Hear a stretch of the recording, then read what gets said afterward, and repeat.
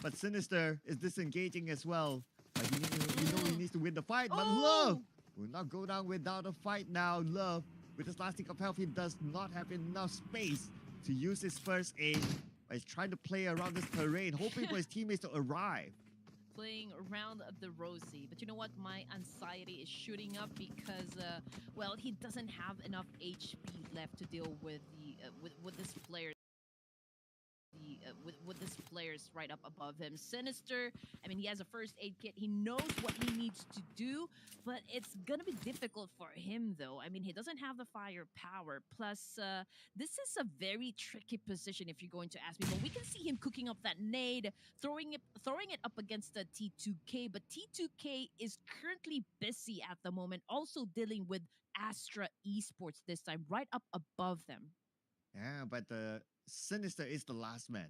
So I don't know if he wants to stay as quiet as possible or if he wants to try to engage. I guess if I were him, I'll stay as quiet as possible because you don't know. You don't have the information of who or where the position of your opponent is at above you. But this is Sinister we're talking about. He's not afraid to engage. He's not afraid to make his presence felt, even though he knows he is already at a disadvantage. I mean, we just saw him cooking up that nade, throwing up against T2K, trying to get lucky with those shots. So I don't know what the plan is right at this moment. But before you go down, you might want to take as much points as you can. But yeah, I also agree with you. I mean, if he can be quiet, but his position is otherwise exposed, so might as well go down swinging. Yeah, the plan might be dictated by the circle now, but a lot of these teams are already in the circle. There are only a good number of teams outside, but Jaya spots Jane out, takes him out immediately, and that is T2K with only 2 players left. Whew. Jiggle, Giano, Zordi, and Praveen for Ruthless Aggressive Warriors right up in front of them. Looking at their opponents, so this is 1-4-1 officially. Some players coming from I8 as well. Now Jiggle getting the information, trying to check how they're going to be approaching this engagement. Same with Astra Esports. I do think they already know from which directions their opponents will be coming from, and so they are trying to check as well at which angle will work out best for them.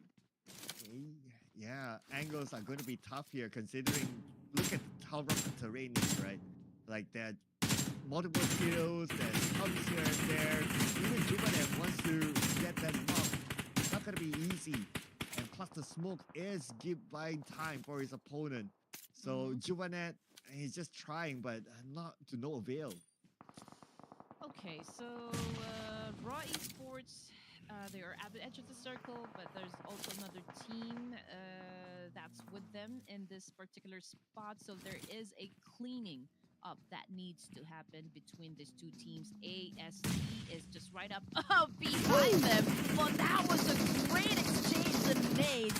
One fell and one just gotten damaged, but we already know who is about to win the fight because Jiggle is the only player remaining, but unfortunately he gets tagged so hard by AST, if I'm not mistaken.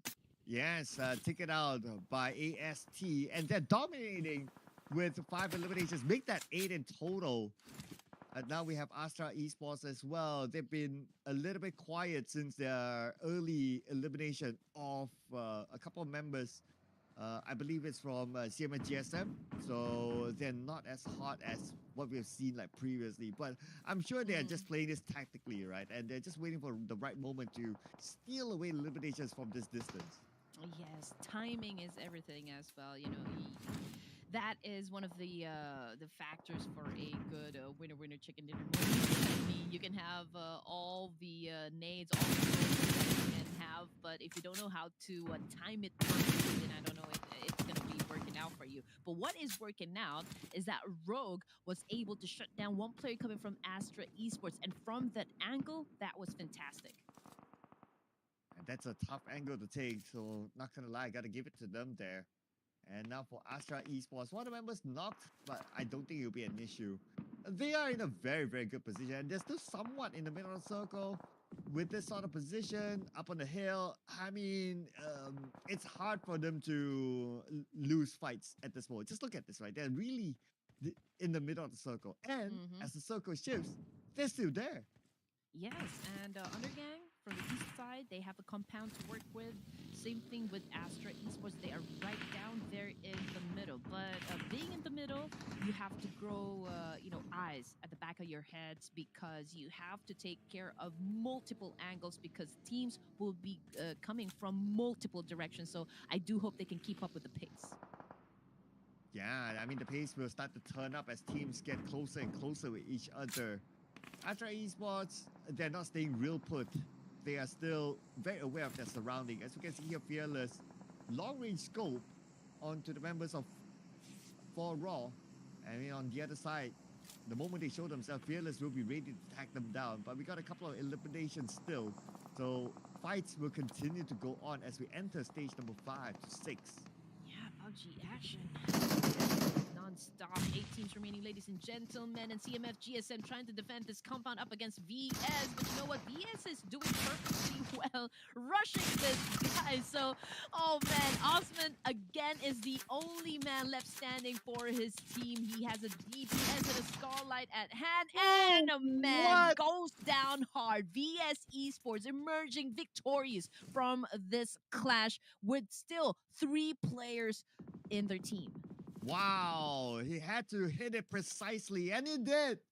One pull of a trigger, he gets his opponent, wins the fight, and now has the time to reset. Yes, sir. Fearless is really living up to his name right here. 4 elimination points, most number of points for his team. This is a hard carry right here.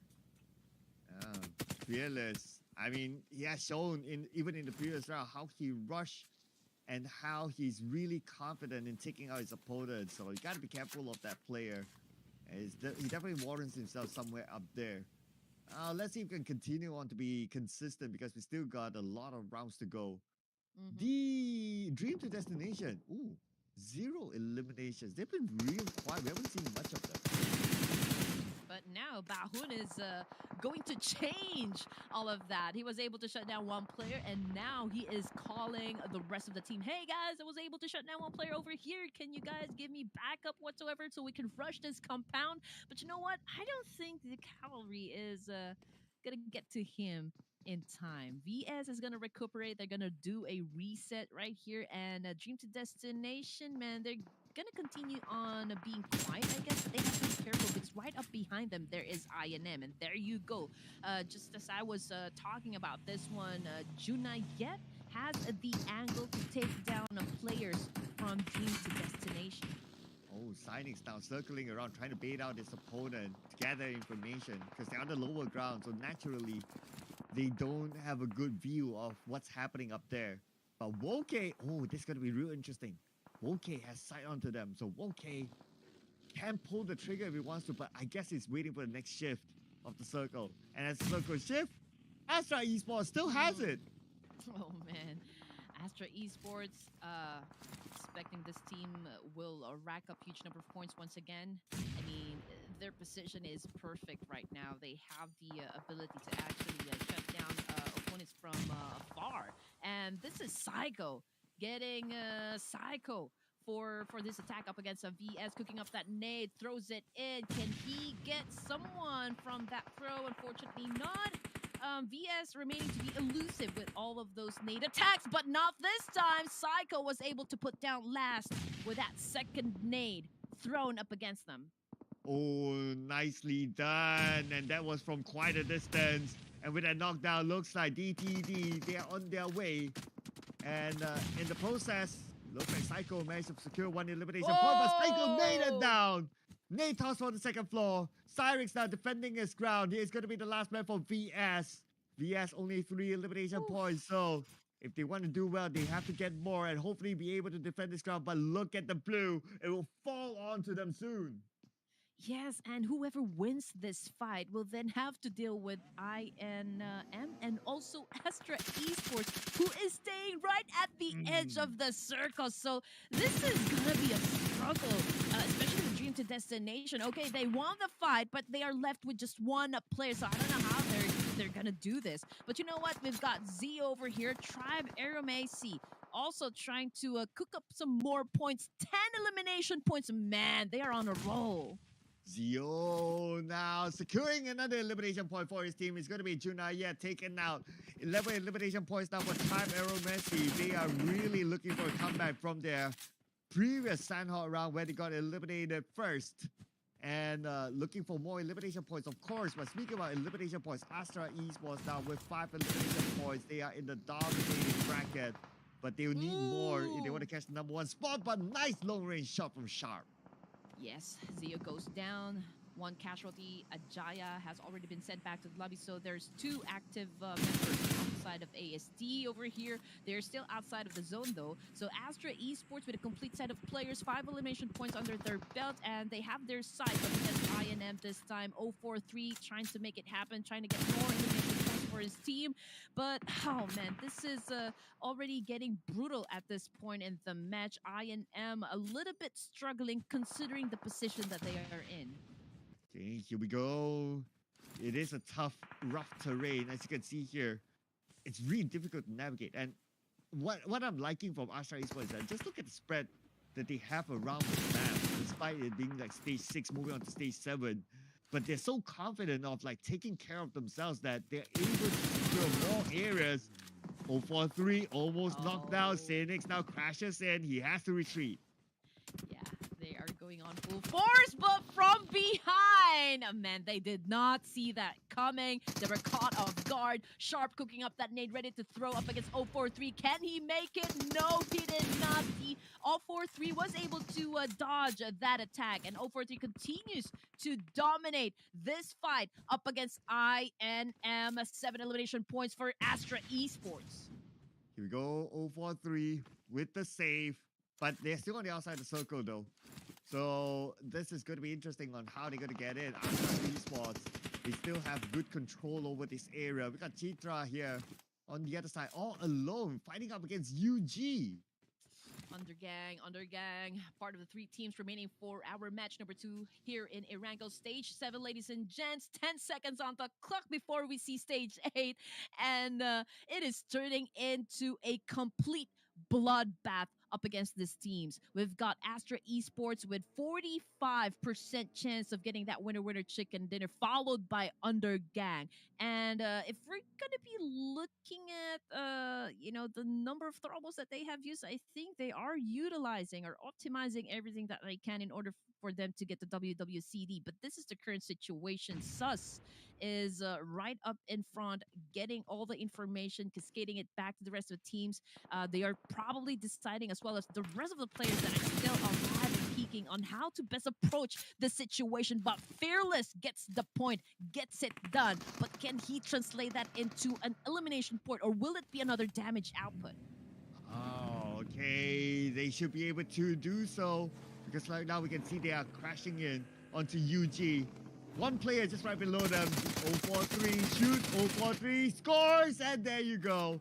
It's going to be Fearless. Man. Oh, it's going to be 0-4-3. Okay, there you go. Doesn't matter as long as it goes to Astra Esports. 13 eliminations now, and 1 more to go for them to take home. And they'll definitely get this. Very likely to get 14 eliminations with a chicken dinner. Yeah, 2 top performing teams for this match. Double-digit scores for both of these teams. And man, they are doing great. But unfortunately, Zayo is the only player left for the side of ASD. So it's an obvious turn of events, obvious outcome, for the side of this match. Astra Esports. This is the same Astra Esports we've seen during Nobar yesterday. Crowd, they put up huge number of points right there, just making sure that they have that lead up against for the rest of the teams in this group division. Yeah, and also the second team to receive 2 chicken dinners. Is it the second team? I think.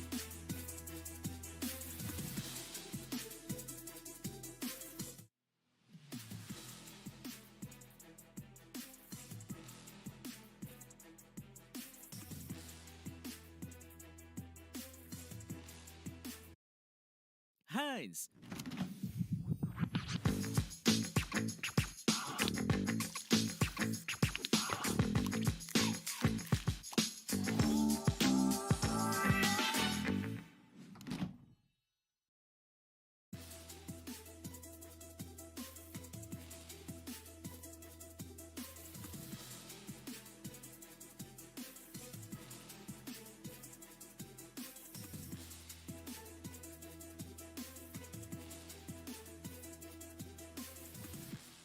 opportunity, of course, that you don't want to miss. Oh, but look at this Fearless still up there with 7 knockouts. I mean, this guy, uh, consistent gameplay, it seems, at least for the 2 rounds that we have seen. And even he has one of the lowest healings. Only Chayan below him, but other than that, it's pretty low as well. So he knows how to take care of himself, he knows how to knock enemies. It's a good balance there. And for the team to watch, we got Astra Esports at the forefront. So with the amount of eliminations that they got as 14, definitely they will have collected the highest amount of points. Yeah, the prowess of Astra Esports is definitely showing. Tribe RMAC.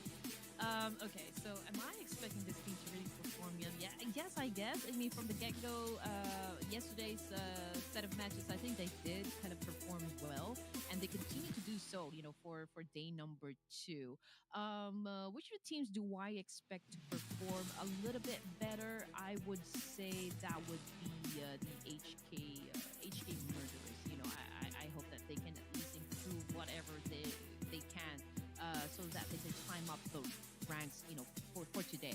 But speaking of the most valuable player, Fearless, 8 elimination points, 1,265 damage output, and 57 over half, right, of team contribution right there. So again, this is a hard carry for Fearless, but then again, this is a team effort, so I know there was like high contribution coming from the rest of the team as well.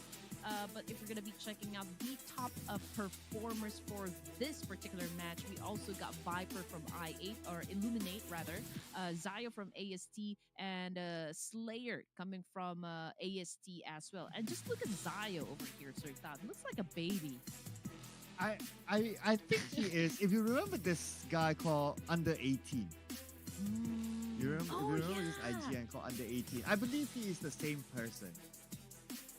Oh, this guy is good. I remember one particular performance. If he is under 18, the way that he eliminated 3 players from the opposition side all on his own. I think Yeah. that was Ruthless Invitational, if I'm not mistaken. Yeah, I had it clipped, so I do remember that it happened inside of Miramar, and he did Yeah, exactly Miramar. that. So he is so Very far. He is promising. as well the last man standing. So he does show. He is showing uh, such talent, being such a young player. But other than that, Astra Esports, so it's a confirmation here. 24 points in the bag. Tribe Aromacy, 17 points. But Astra Esports, I mean, I have a feeling that they might go all the way. It doesn't seem like they're stopping. 2 games in a row, they're pretty consistent. Yeah, consistency. Of course, you always have to make sure that you are at your best game whenever you enter a game. I know it's always a gamble. You don't know what's going to happen. One thing, you can be at the top, and again, you might find yourselves down, basically, or out of the game even. So you just have to really give out your best. But speaking of best, longest elimination distance goes to Sharp of INM. And when it comes to the throwables used, it is more than what we have expected. It's 182, a little short of 200 point mark, but it is still a good number so far. Astra Esports Ah. now has taken over 141 official. Now that is a big headline right there. And correction as well. This is their first chicken dinner.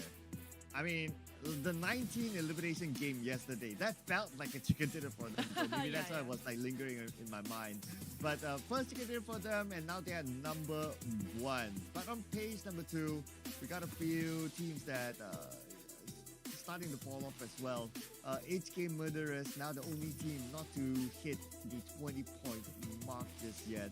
And if we look at the placement points, they are the lowest as well. So they need to kind of improve on survivability here.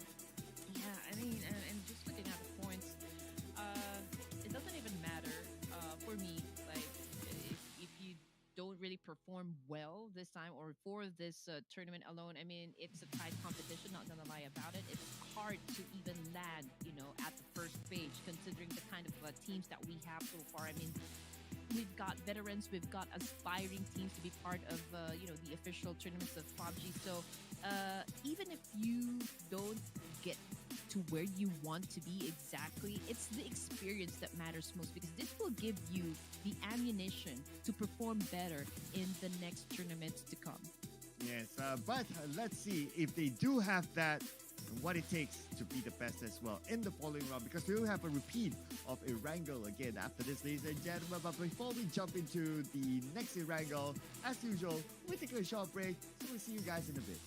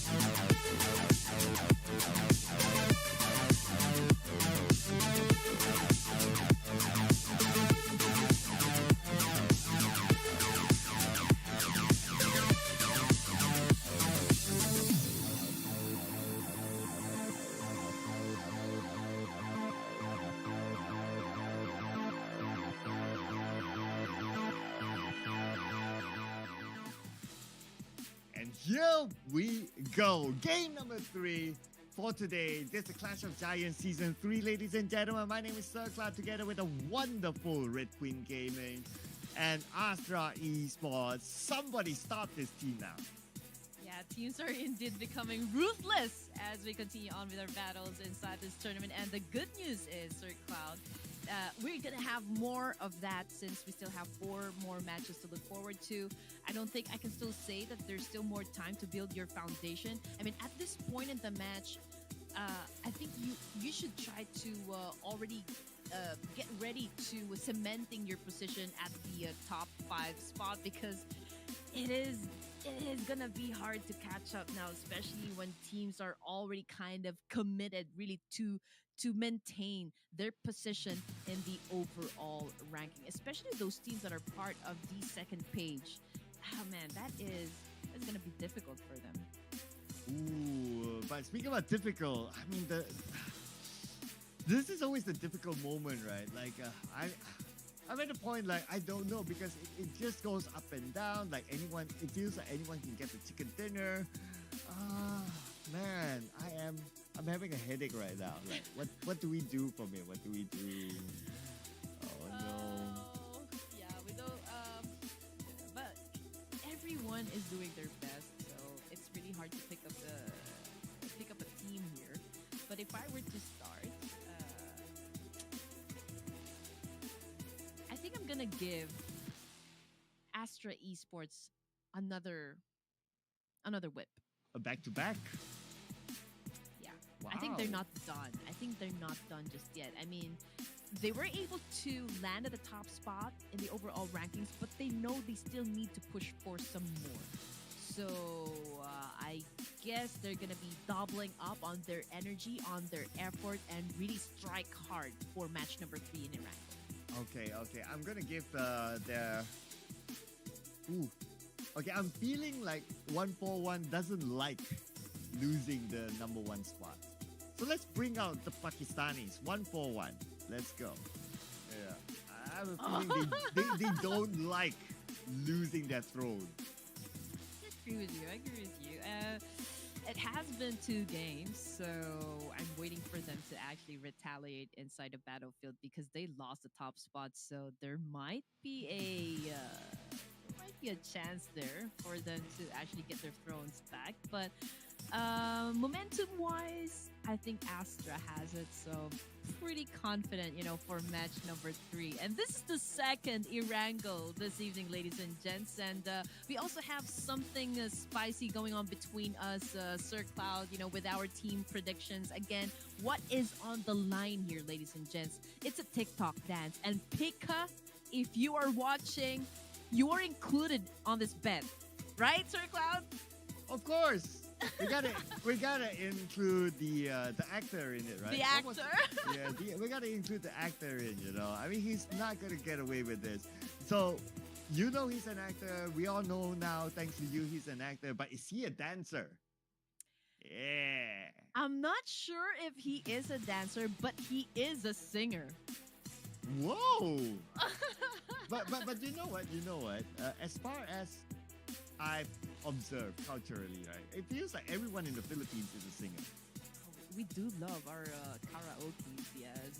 It's something that you wouldn't miss in a party. So when you get back here, Sir Ka, when you visit the PH again, I'm gonna take you to a karaoke party. That's a done deal. Oh man, I've seen some videos about some songs that you don't sing in the Philippines, but yeah, we'll talk about that later because we got to give attention to these amazing teams who are waiting at the survival stage that will be played in the first week of the new year. Look at these teams. I mean, I can't name a single team out of these 2 groups that are not good. Like everyone's amazing. Oh, definitely. IHC, again, I think I did mention this yesterday. That was a good redemption arc for this team, and it has been a while, for IHC to actually win this tremendously in a PUBG official event. But I'm also excited to see how good STE is going to be performing, at least for this Clash of Giants, because I'm not gonna try and sugarcoat it. I mean, they are one of the biggest names, in the PUBG mobile scene. But sometimes just like what the commentator said during the PMGC, they're always the bridesmaid and never the bride. It means that they are exerting too much effort, but at some point in the tournament, they are dropping the ball or not getting those points that they need when it matters most.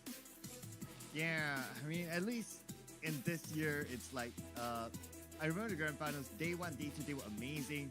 Day 3, it's not like they slack up, right? It's like, it's just that small margin, I must say. So it was just unfortunate for them to still end up being the bridesmaid. And the players, I mean, I saw the pictures, I saw the videos, they were just devastated from there. But at least if there's anything, I know it will not be the same level of compensation, but if there's anything that can at least make them feel good, is, well, potentially to be the champion of Clash of Giants. I would love to see Top perform really great, at least for this Clash of Giants. Just show us a little bit of that beast mode, when he plays during the PMGC. But speaking of beast mode, A1NB Esports, you guys really have the biggest fandom that we have. Every time you guys are going to play in a tournament, I can see the comment section really, really noisy. And up until now, there are a lot of you guys still rooting for A1NB Esports. And of course, I'm going to join you. I mean, I am still expecting that, A1NB Esports, one of the most experienced teams that we have in this division, I would love for them to see them explode. We've kind of saw a little bit of that energy yesterday, but that was like towards the end of the matches. So I would love to see it right now, today, day number 2 of the Clash of Giants. But you know what I'm seeing right now? The top player graphics on the left, just let it roll to the highest eliminations. You will see 3 players from Astra Esports as the highest elimination. There you go. You got Krita, Fearless, and 043. They are stacking this up right now. They are stacking up the stats. Urk, you need to be careful. You need to rack up some more points if you want to maintain your position. I mean, it is still, like a big moolah prize, rather, if you win the MVP of the tournament. If I remember it correctly, I think it's around $500, and that is a huge amount of money, right? You can bring, or like you can buy you some new snakes, or like new shirts, or like new gadgets, whatever pleases you. I think they're all gunning for that one. It's a good pocket money if you guys are heading somewhere for an official PUBG Mobile event. Absolutely. I mean, nobody can complain about some extra moolah, right? So, yeah. But the only thing that teams will complain is that if they start off in their area. So, stronger esports, they saw Suyok, I believe. But Suyok, lucky enough that he is A-OK, as it looks like they are not really interested to pursue him yet. I guess it's because that they're not looted up as well, so that's why they're like, okay, we'll let you go now. We'll loot up. We'll see you again later.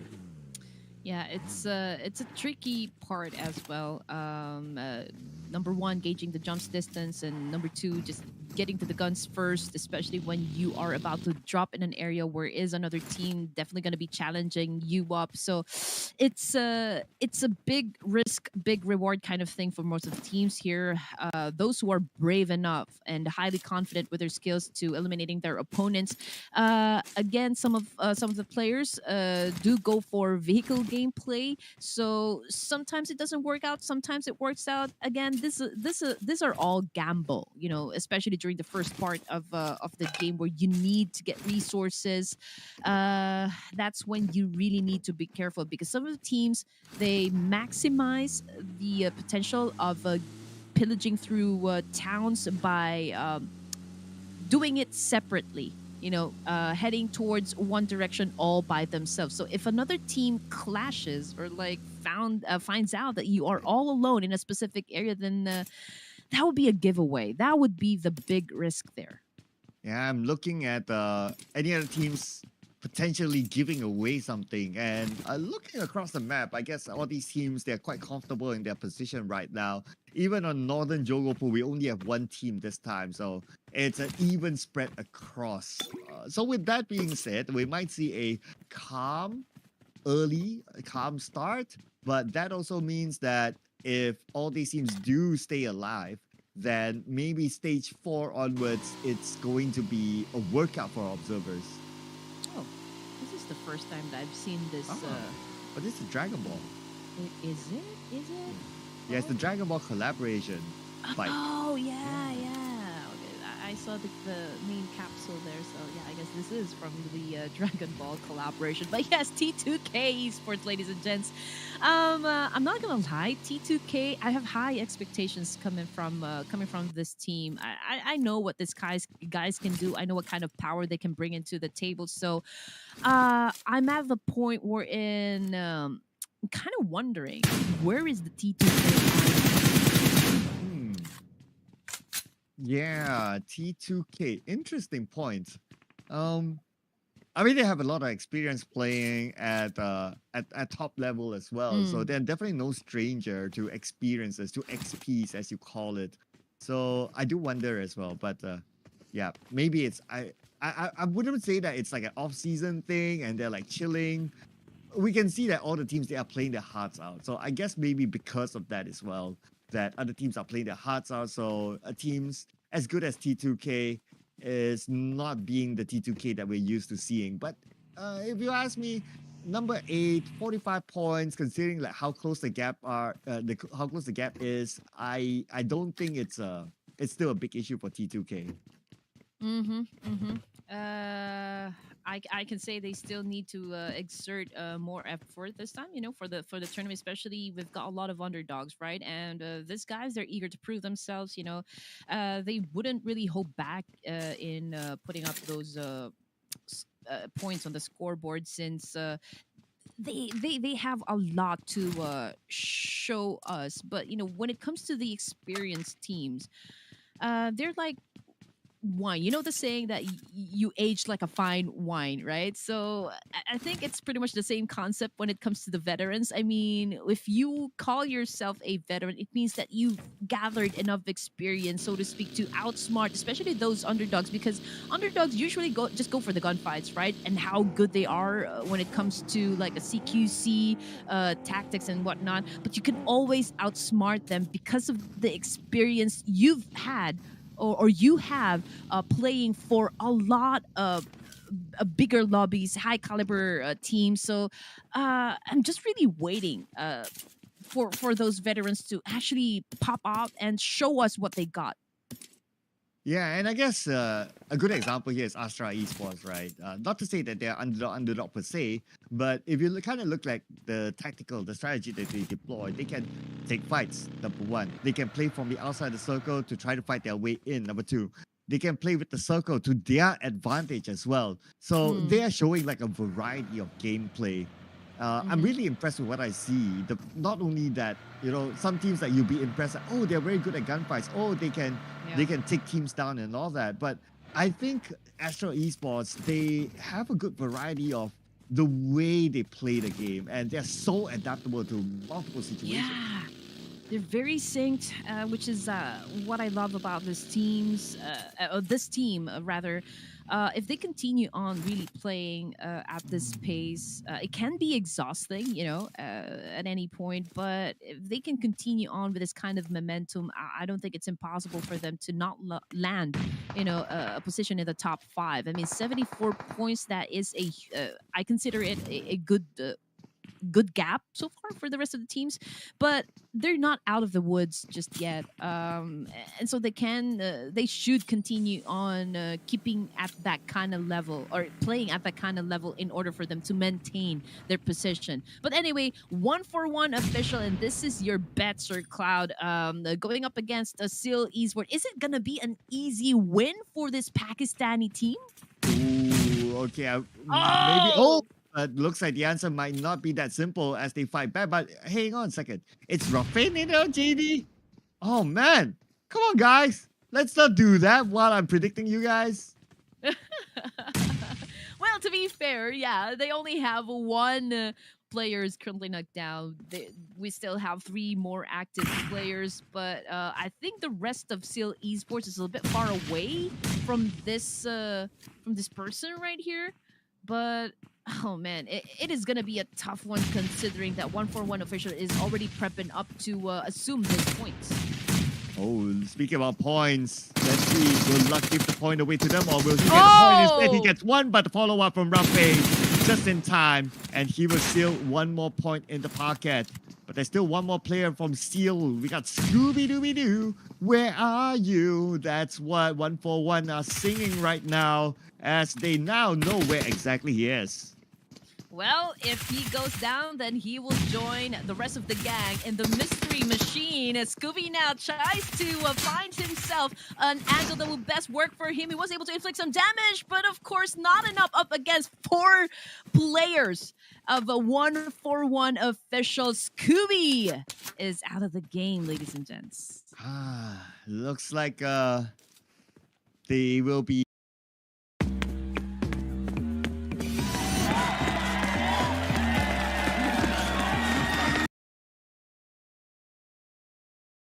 are they from the top 5 at least. 36 points, they're like 16 points away. Okay, not that bad still, despite the number, despite at the H2, right?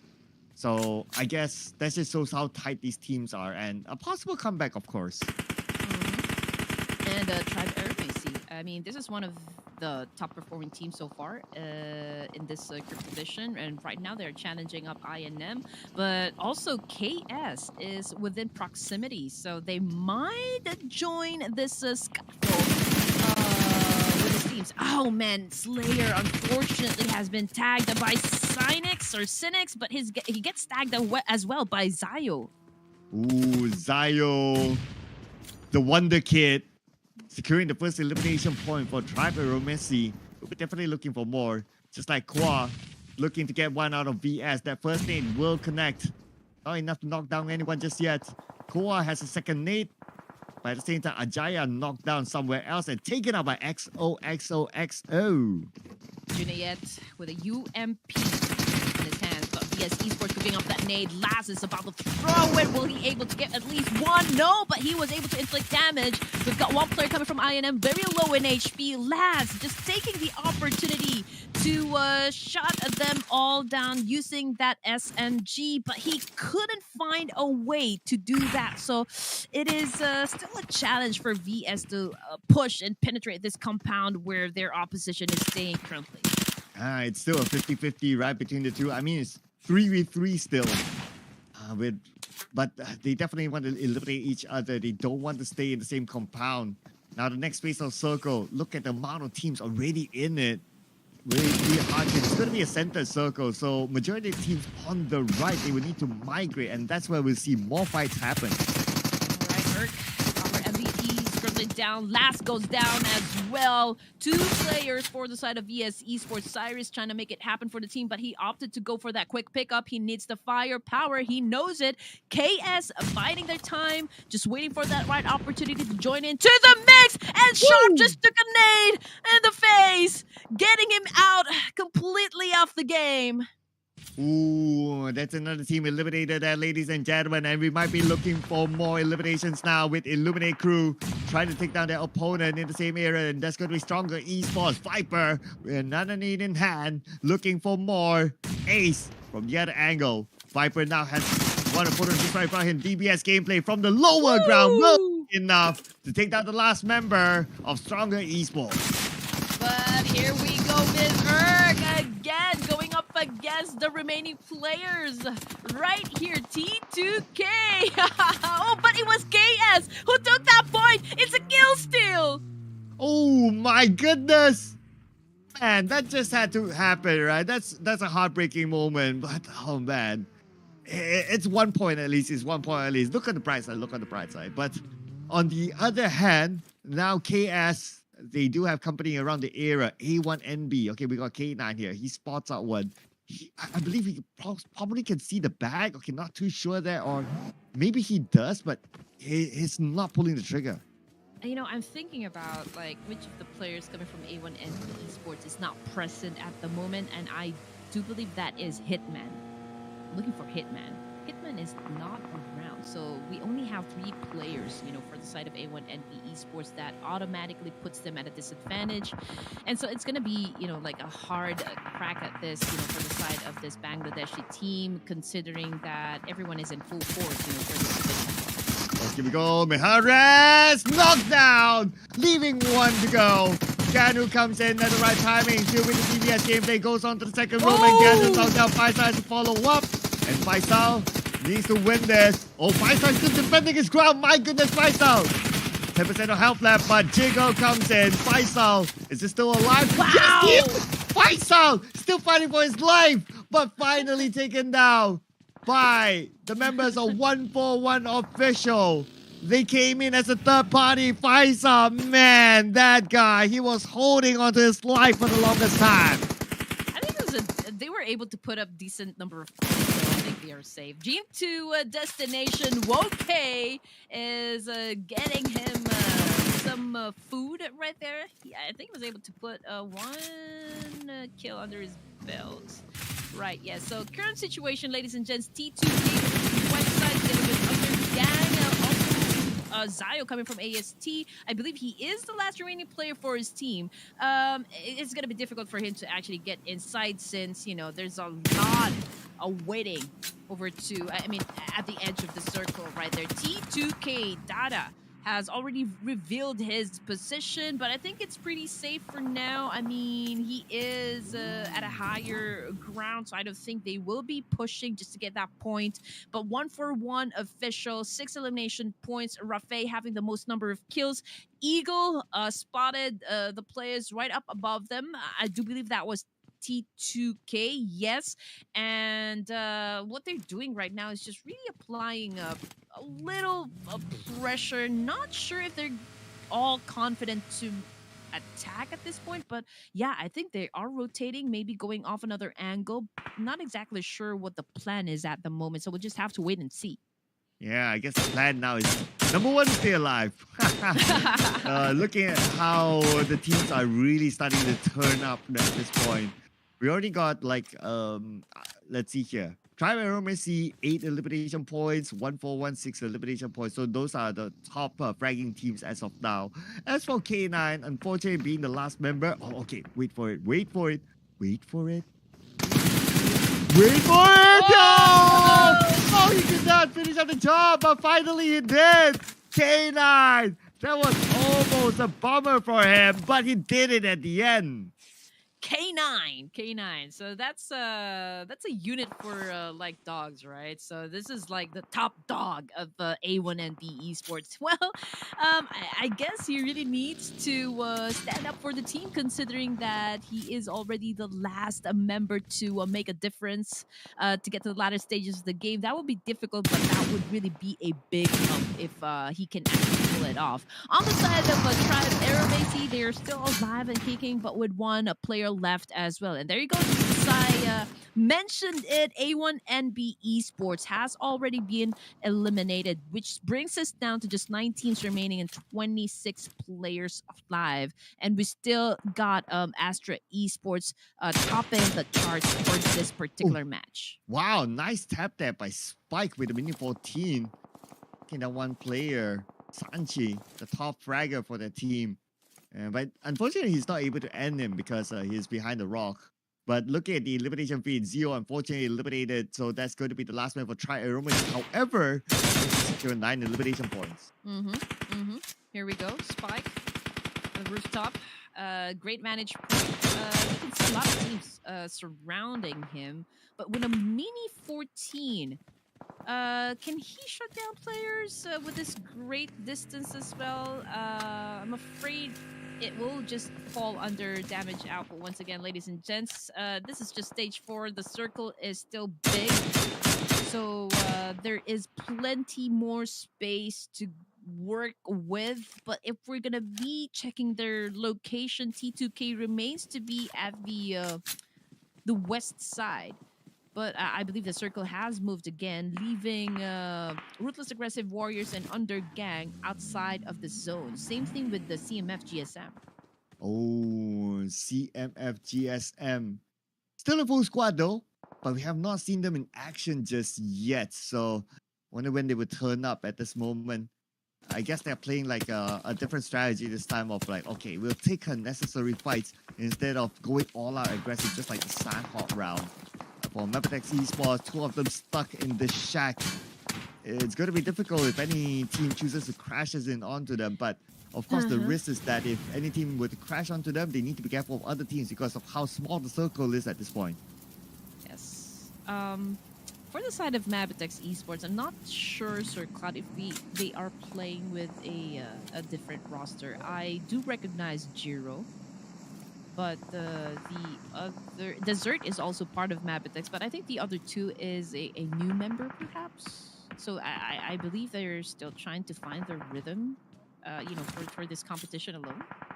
Yeah, I guess so. I guess that's the case. It is off-season tournament anyway, so sometimes you see this where they test their tryouts, or maybe they have signed players, but they're still getting the chemistry together. So it's all good. I mean, if they don't exactly really perform, then sometimes it's understandable, right? But for CMS GSM, now they are onto Mapatex Esports. That nade from D46 could end them all. Okay, it's a Molly though. That Molly didn't really connect, but really exposing himself. Yeah, I mean, he tried to pull up a Kobe there, but Mapatex Esports did flip the table on him, getting him shut down, from that wonderful angle. Igneous of Thunder Gang going up against the Destination with a DBS, shuts them out completely. Good teamwork coming from Under Gang. Oh, there you go. Straightforward elimination. You just crash in with the numbers. You overwhelm your opponent, and that's how you win the fight in the shack. Nicely done indeed. As for CMS GSM, they're not done yet with Mapatex Esports. Now this one nade from D46 could land onto them, but D46 fortunately knocked out. But the nade paid dividend, finishing off the members of Mapatex Esports. Nicely done. It was well worth it, especially if you can pick him up.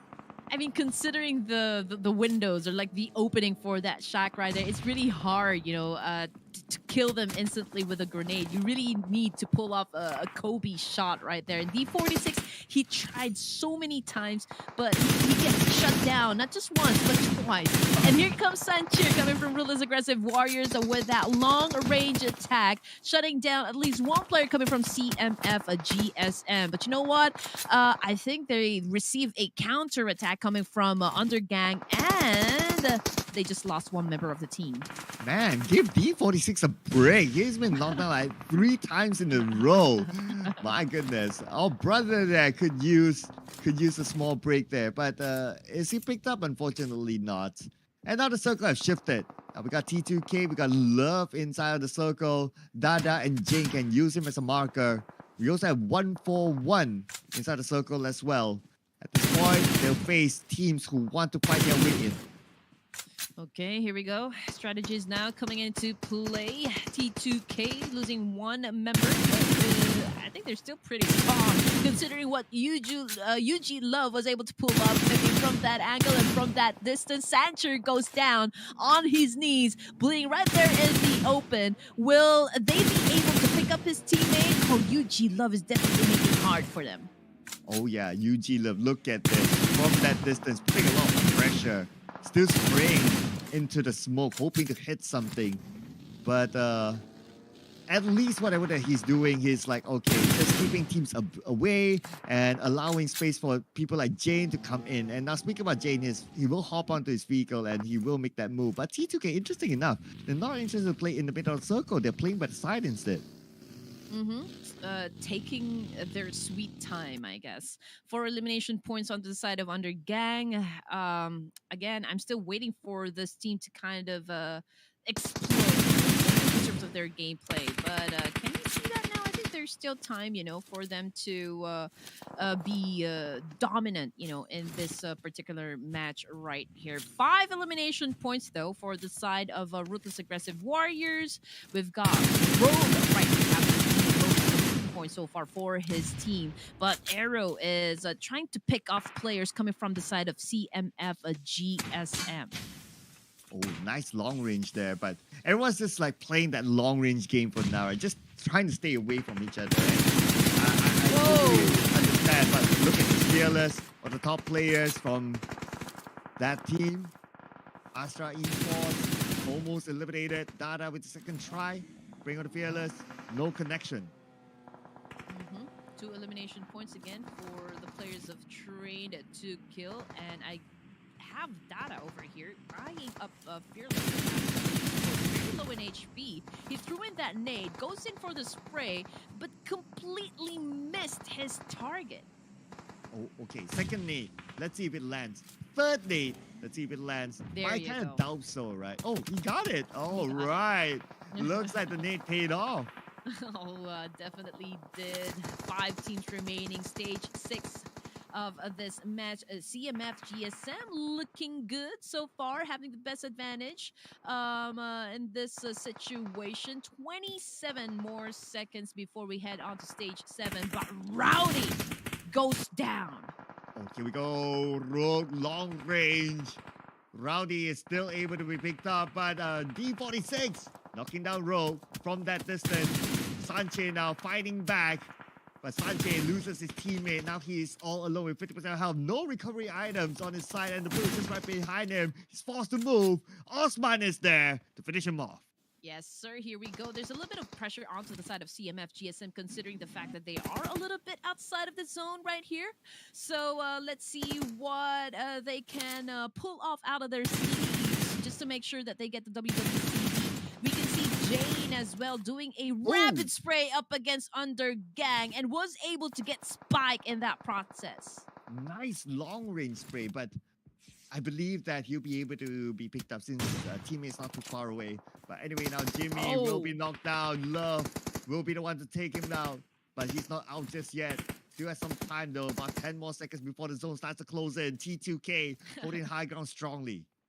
Yeah, I mean, Undergang, they are receiving most of the punishment here, Sir Cloud. I mean, they they don't have the best spot. They don't have that much cover, and they are out there in the open with the comfort of that smoke, right? So, man, I think by now it's a little bit panicky on their side, considering the situation that they're in. I mean, the pressure is at an Mhm. all-time high.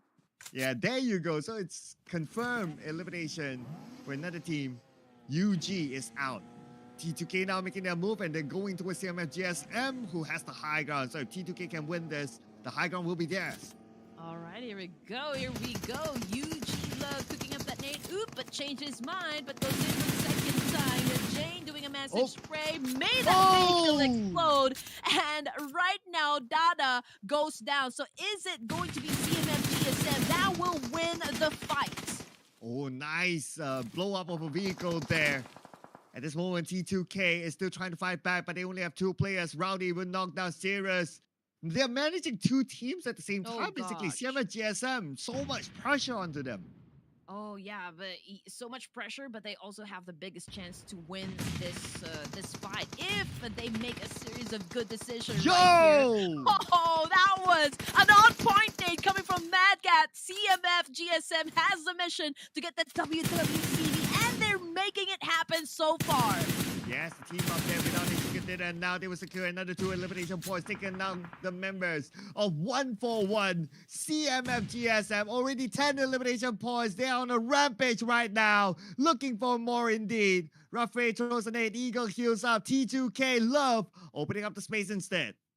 3v2 situation. UG Love going off angle over here, but that is a costly mistake right there. Eagle spotted him and actually took him out. Jane receiving some damage as well. 141 official is on a roll. They are trying to catch up against T2K, and they might be the team to go up against CMF GSM. Oh, looking for more now. 141, 7 elimination points in their hands right now. They got that one player out of T2K. But right now, their biggest concern is not really T2K. It's going to be CMF GSM because they still have a full squad. CMF GSM, we can see them holding on to the high ground, not letting go of this prime position. Right in the circle as well. 141 also in the circle. So I guess it's going to be a Mexican standoff between the three of them. Yeah, the CMF GSM, they have the numbers, they have the firepower. They're going to do a 2-2 split right here to actually deal with two teams. I mean, they know that Jane is weak. He is the only player left standing over here. But oh, they almost got caught off guard. You know what? That is a good display of reflex right here. And Rafael tried to dance, but unfortunately he gets tagged. GSM right here making it happen once again for their team. Can they get the winner chicken dinner up against 141 official? Yes, they can. Match number 3 in Erangel goes to CMF GSM. Finally, CMF GSM gets the chicken dinner, so lonely no more for them. Up there, now he joins the other teams at page number 1 with their own chicken dinner as well. CMF GSM. We're waiting for the longest time for them to get the chicken dinner. We've always seen their potential, and now they're finally delivered it. Oh, I mean, there's really no question about CMF GSM. We've seen this guys perform really well before. I'm just really waiting for them to kind of pop off, and that's exactly what they did, you know, for match number 3. And I am expecting to see more of that one for the next rounds to come. They still have to work a little bit harder, you know, if they want to spot at the top 5. But yes, congratulations to CMF GSM. Rowdy, man, you are awesome. Man, I gotta give credit to the rest of the team as well. I think everyone's functioning real well in this round. And I can imagine right now, if this was the stadium, the fans of CMF GSM will be roaring because they have a huge fan base. What an amazing gameplay they shown in the previous round. CMF GSM, could this be the moment to be just rolling it through and maybe even taking top 1 by the end of the day? I think Mad Cat has the highest elimination points for the team. So kudos to Mad Cat right there. Really, as what you said, Sir Cloud, roaring is a big cat after all.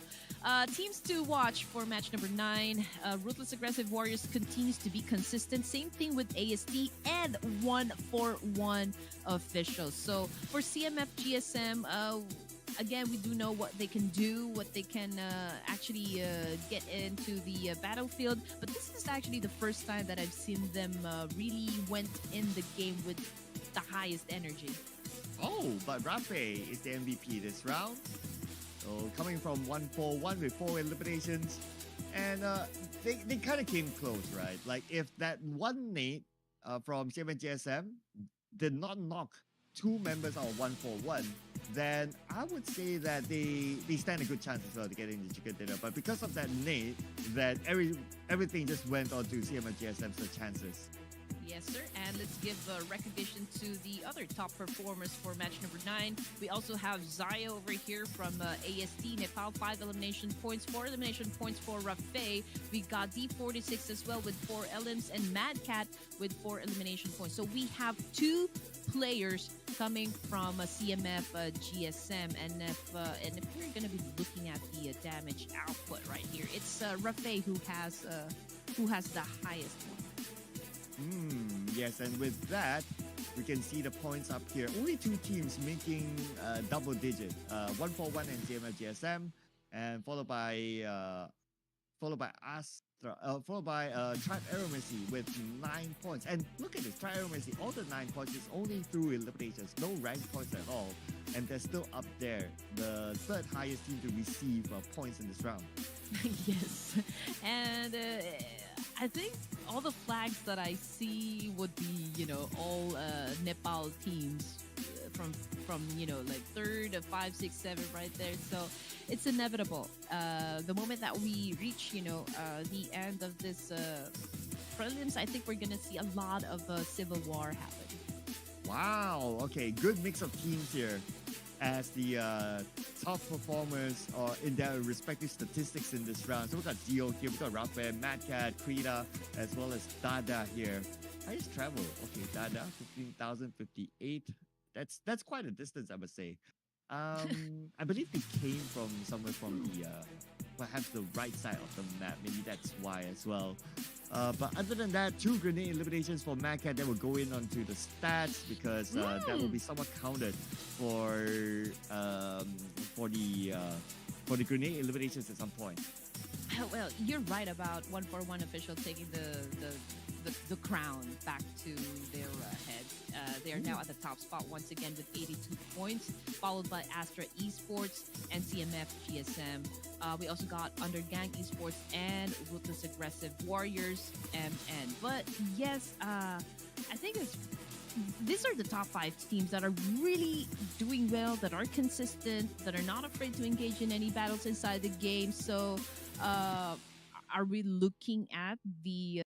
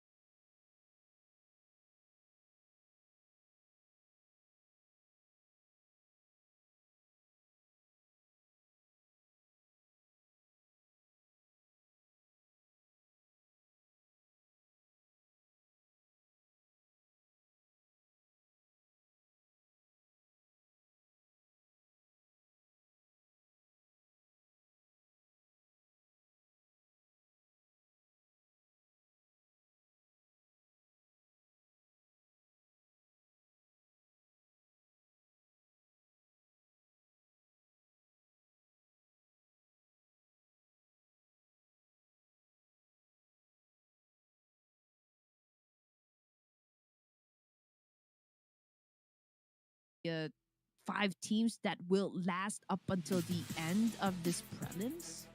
Ooh, I don't know. I feel that the gap is still doable for a lot of these teams, right? And we're only like halfway day number 2, so anything can happen.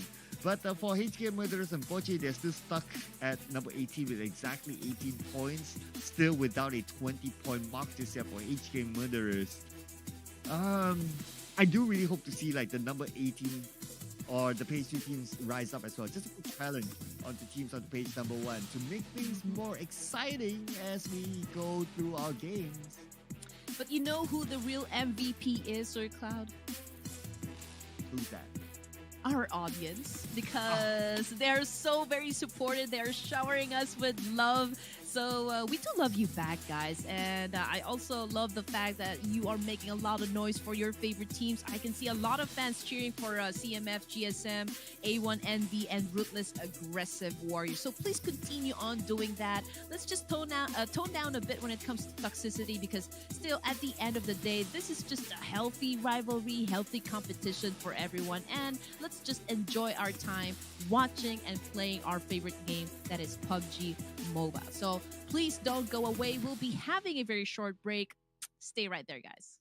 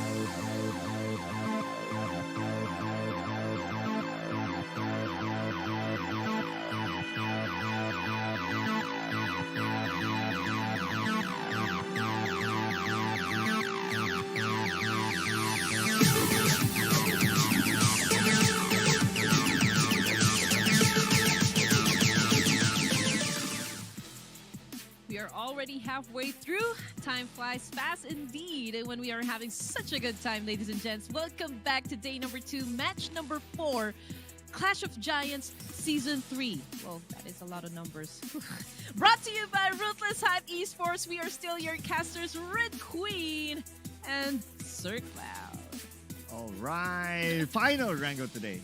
And well, technically, to a certain extent, I got my prediction right. Yes, 1-4-1. They were not happy being at number 2. They wanted their throne back. They got it, but they didn't get the chicken dinner. So yeah, I mean, kudos to them. They managed to get what they want, but can they hold on to that? That's going to be the next question mark. As of now, our top Erangel performers is still Astra Esports being up there. And same as GSM, because of their chicken dinner, they boosted themselves as one of the top performers as well.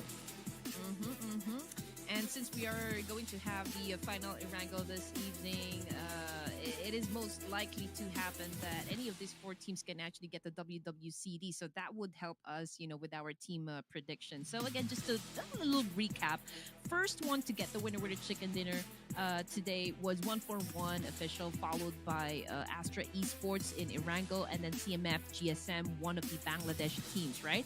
So I just feel so bad a while ago for Under Gang. I mean, they were able to get to the latter stages of the game, the last few zones for Erangel match. It was just so unfortunate because they really didn't have that much space to work with.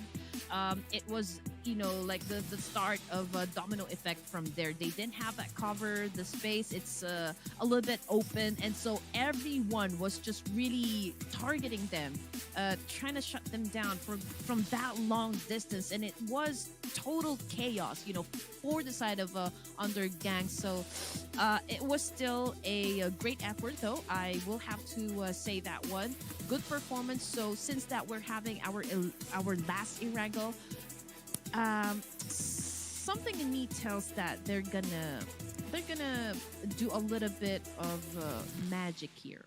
What do you think, Sir Cloud? I mean, this is your time to pick your first team prediction, right? I have a different narrative in my mind, right? My narrative will be Astra Esports not liking the number 2 spot again. So let's go Astra, all right? It's that turn to go back and forth, It's like, I want my throne back. No, my throne, no, my throne, my throne. Okay, so I'm gonna try because I don't want to be too predictable when it comes to the teams I'm gonna be choosing. So this time I'm gonna go ahead with the narrative that I just mentioned a while ago. So let's go and lock in Under Gang this time. Bam, UG Under Gang, yeah. But frankly, in my opinion, I don't think that they're doing that bad. I think generally they're okay. It's just that you start to see teams starting to solidify themselves up there, right? Like 141 and Astra, I think are the two obvious ones because they're number 1, number 2, and then you got a good amount of good amount of other teams as well, really holding on to the top 5 spot, and it kind of looks like it's starting to take shape to a certain extent. Yeah. So it's not like Undergang they're underperforming. I just think that other teams are just overperforming. Yeah, but we like surprises.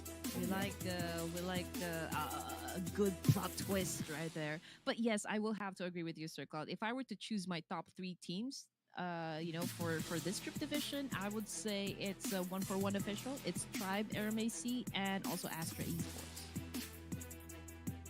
Yeah. I mean, those are interesting picks as well because Tribe RMAC, they do have that level of potential, right? Especially if their player pops up, their young player. What's his name again? Azayo? Zayo, yeah, Zayo pops up. So he has shown a lot of potential. We've seen that level of clutch, and I guess with being a young player, as you play more games at this level of a tournament, you collect more XP, you will definitely become better because the younger you are, naturally your mechanical skills are faster. Yes, the reflex is godlike, as we would like to call it. So plenty of energy and potential right there that you can harness, right? Coming from Zayo, very young and has a bright future. If you're going to ask me, we'll probably see him drive a sports car anytime soon. Let's see if it can make it happen first, as a standalone player. But this is a new take, for our last Erangel. Fly path started down south. I mean, it's pretty much at the bottom of Erangel. So I'm looking at which of the teams will decide to drop around military base, and also Novo, or any of the teams that will decide to go and drop themselves in the south area of Erangel. So I can see it's Astra and under gang. So plenty of space right there. I don't think they're going to be finding each other early in the game. They would have to cross back to the main island before they can before they will engage. That's my top guess right there. But most of the teams are right at the end of each of the bridges right here. So, ooh, the sea, or like the water right in between this islands right here, it's gonna turn red. I'm sure of it. Yeah, I hope they're able to anticipate like the rotation of each other, because if everyone takes a similar route, the cliche route I call it, like from the right just cut across the middle into the circle, then we might see road rage happening. So that is the risk of like these kind of drops, right? Will that happen? I think there's a potential, because just to add on to the possibility, we're not playing with 16 teams in the lobby. We're playing with 18 teams in the lobby. So that's like 2 extra teams from the norm that we're used to seeing. And that just increases the chances of teams to bump into each other. I can see a lot of players running out there in the open. And A1NB Esports, I'm checking if they went in with a complete set of players, or did they get inside the game with 3 players again? Not quite sure. All right, so here we go. Sketch is here, K9, Sinister, and Death Storm. So they have a complete squad. And if I'm not mistaken, they always drop around Yasnaya area. And over here at Pachinki, it's going to be ruthless, aggressive wars, but I don't see any contestation. So we'll just have to wait a little bit passive, except for the side of STR, though. But it was Sinister who shut them down, so there's that distance. There's still big chance to go for that pickup. Oh, but speaking of shutting down, Mad Cat finished off. So that's going to be first blood to Sally. Whoa. And it looked like Mad Cat was caught alone in this area. So, yeah, I mean, it looked like a 2v1 at some point. And yeah, I guess the numbers just overwhelm him. Yeah, not a good start for Mad Cat. I can say for the rest of CMF GSM, I mean, nobody wants to start their game lacking a player.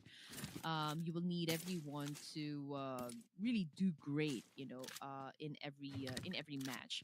But we still got 18 teams. They're still complete. In the previous Erangel, we still have had like 16 teams during stage 3, stage 4.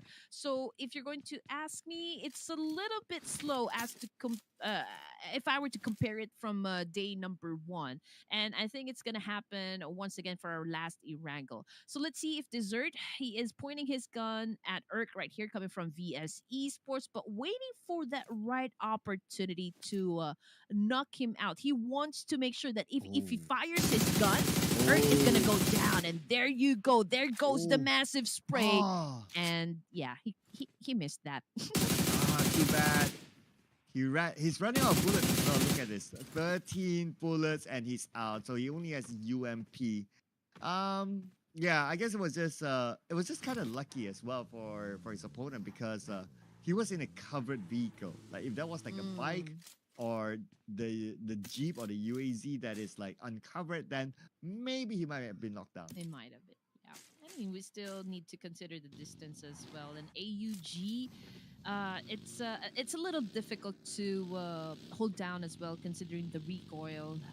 AUG is not really my favorite gun to have. I would, if it's 5.46 ammunition, I would always go for M416. But hey, you have to make the most of what you have. Yeah, and I guess he just looted, and he's playing with whatever that he found. And he went there, and it's like, oh, okay, there's somebody. I might as well try to take the shot. So I'm sure if he had an option, he would have picked some other weapons or at least more ammunition. But like what you say, right? He worked with whatever that he had. CMF GSM once again, ladies and gents. Just to keep you up to date, Mad Cat is not part of the team anymore, but only for this match, guys. He is back in the lobby because he got shut down permanently. But Illuminate, one elimination point under their name. We've got Osman, if I'm not mistaken, very low in HP. Viper challenging him up. Hey, maybe he's saying, okay, you want to fight? I'm right here. I'm challenging you. Will you take it? Ooh, okay. They did turn around though, so they might be interested. Okay, let's see what's gonna happen. Or maybe not. Maybe it's just more of like, okay, go pick up Osman and save themselves. So yeah, it looks like that's gonna be the case. And I guess that's also an okay decision because you're kind of like in a fairly open field if you're like down there. And from what we saw from the first map when it was shown, potentially other teams might come by. So you don't want to stay there long. Yeah, and also if you're not ready, if you don't have the resources, then I don't think it would be smart enough, for you to actually go ahead and just like battle it out with another team just for the heck of it. So it is still a smart decision. I mean, live to fight another day. Just go inside any brawl or like a fight if you have enough loot, if you have enough bullets inside your guns, just to make sure that you have the highest percentage of winning the fight.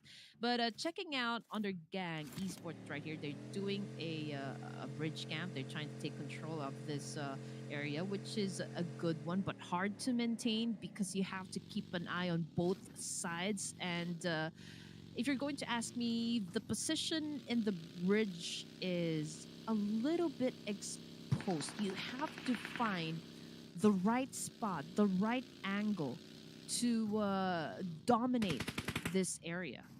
Mm. Talk about domination. I'm just looking over at Astra Esports. Are they able to dominate this sort of situation? I guess it's fairly early. That's number one. Number two, their position is not like the best per se, but this long range knock opens up for Krita. Nicely done. My goodness.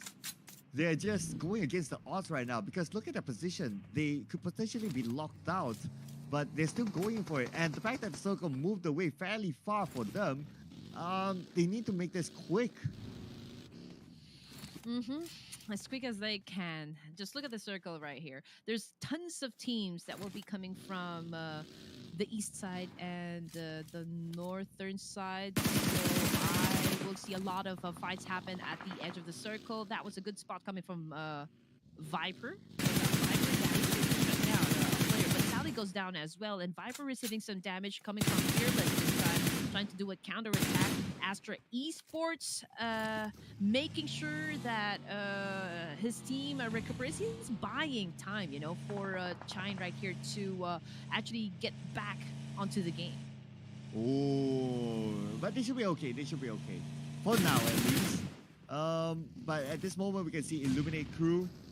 I think, Oh, man. okay. Oh, man. Yeah, Viper. Yeah, he's in a bad position. I thought he was getting so unfortunately, he will not be safe. Fearless, as always, playing the Fearless game. Trying to take down the member of I8 there. And looks like they will get away. But Fearless still going in for it. Can you... He's still like trying to chase on foot. He is the one actually striking fear in their hearts. Fearless, just really, really brave, courageous in taking up fights on his own. But if I read that right, coming from the kill feed, I think Sinister is currently down, as well as Viper coming from I8. They're up against Astra Esports right at this moment. And yes, Sinister is currently down, and they will be coming from Yasnaya. Ooh, yes, they're gonna come in from all the way for Yasnaya, so that's quite a distance for them.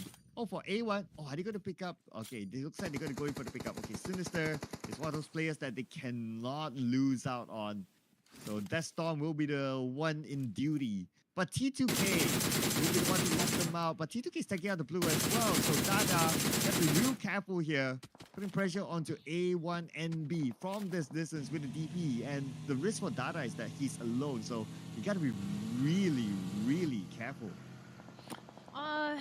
I just have this big question right here. A1NB Esports, right? They are like they're old, so to speak, when it comes to the PUBG scene. Do you think age plays really a great factor on how effective your execution is when it comes to playing games?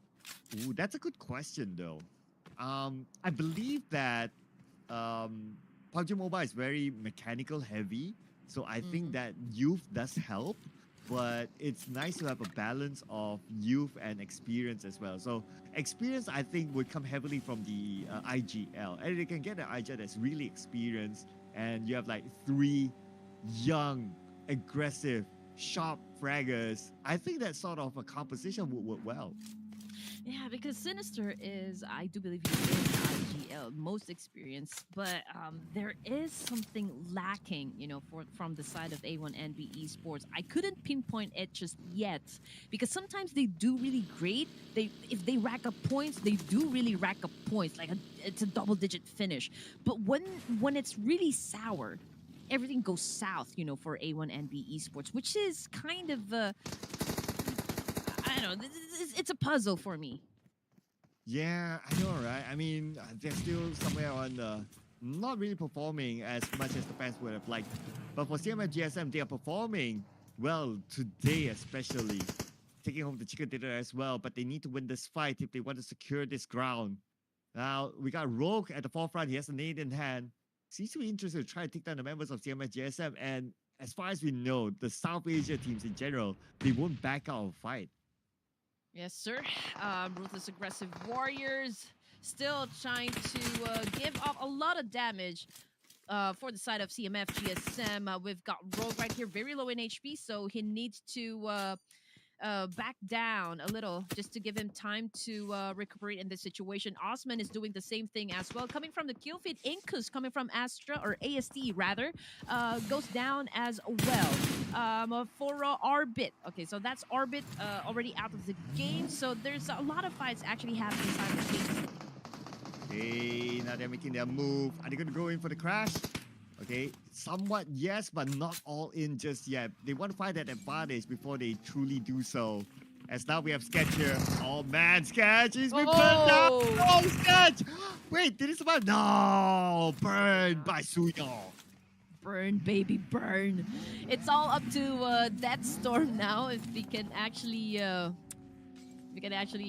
help his teammate get to the latter stages of the game. I mean, it's too early. This is just like the third stage here in Erangel, and a lot of fights really are happening right at this moment. We've got KS, another player from that team, currently knocked down. T2K, they are challenging up the rest of AST in this little hilltop right here. Ooh, Jane took a nade to the face, but you know what? Jane is cooking up his nade as well, getting ready to throw it up against AST. Oh, Jane goes down! Oh no, with Jane going down, Dada retreats back. He knows that he does not have backup from behind, but they're still fighting back though. Love is going to come in from the other side as well. Suyo finishes off Slayer, and Love, okay, he has 1 point from him that he can pick up, and he will definitely do so. Suyong on his knees as well. So Astra Esports, they have 2 active players left. They still have Zio in the lineup as well, but Love is on the other side all alone. Incus is going towards him. Looks like Love! Oh! 90 number Love! Lots of love for him. Yes, sir, but he needs to, do some quick decision, because he's still outside of the zone, and it might be the Blue Reaper that gets him, in that specific situation. But under Gang right here, up against Still Esports, they have 1 casualty though. INM as well. I think they're doing a massive spray up against teams that's surrounding them right at this moment. I saw some players coming from Mavitex, but INP right there in the middle. They have an opportunity to rack up points in this position alone. Wow, it took us stage 4 to see the second team eliminated, but a lot of teams left with casualties. Nice spray from Junayat to take out Love. He survived the Blue Reaper, but he did not survive Junayat. Well, love doesn't make the world go round this time for match number Mm. 4 here in Erangel. 3 elimination points for Ruthless Aggressive Warriors. And right now we are looking at Undergang challenging up Astra this time. They have a confound, but can they defend it up against Astra? Chain taking in some damage. We've got Suz right here cooking up that nade as well. Can he be accurate? Can he be on point with that attack? Spike gets down. Krita right here going up for that massive spray as well, but gets tagged by Sus. Well, we got Fearless here. He's definitely fearless. He's just tapping away with the DBS, and that's almost a free knock for him.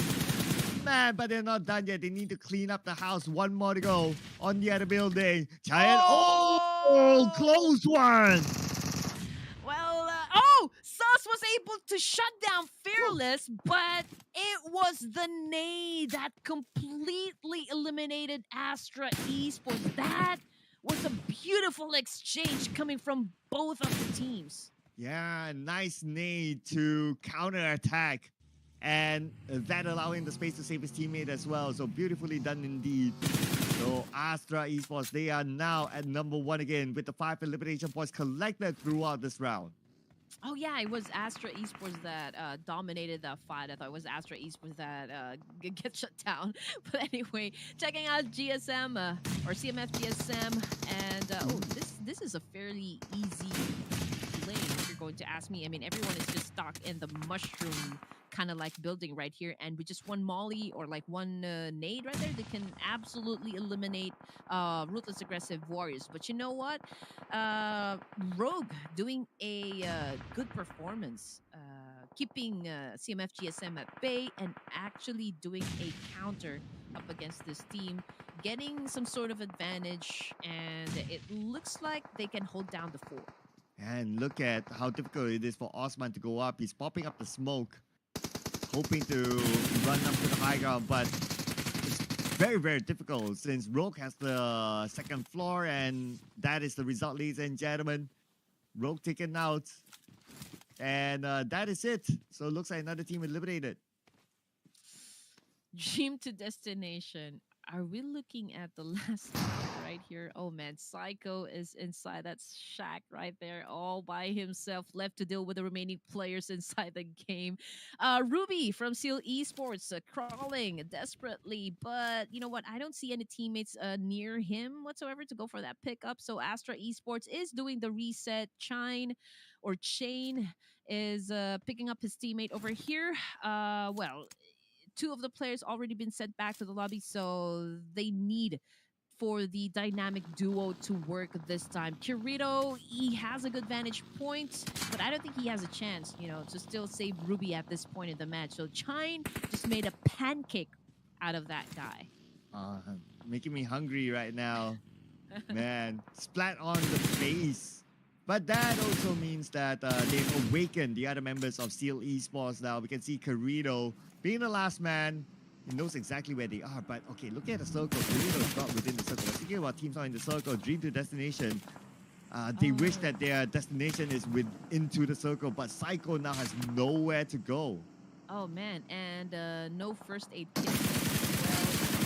Outside of the world, so Psycho! might as well try to put. Oh, that was almost. Can you imagine if he made that vehicle explode? He could have gotten at least 2 elimination points under his belt, but unfortunately, he got spotted and he got shut down. So man, that was something.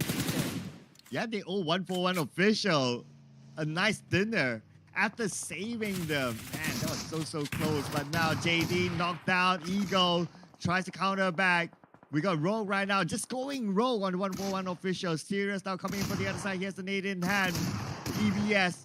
Rogue, last stick of health. This nade should do the job. But before the nade can do it, Ruffy will knock him down. Sirius looking for more right now. 2 members on the lower ground. Sirius spraying with an M4. Whoa! Getting 1, getting 2. Serious gameplay. Here we go. Sirius just pulled off a Nevada Kedavra right up against his enemies right there. A little too serious for us. But yeah, we've got HK Murderers right here, Super Shy and Kalua. And I was right. Yesterday I mentioned Super Shy as a K-pop reference. There is a song that's entitled Super Shy. So I do believe that this guy is a K-pop fan.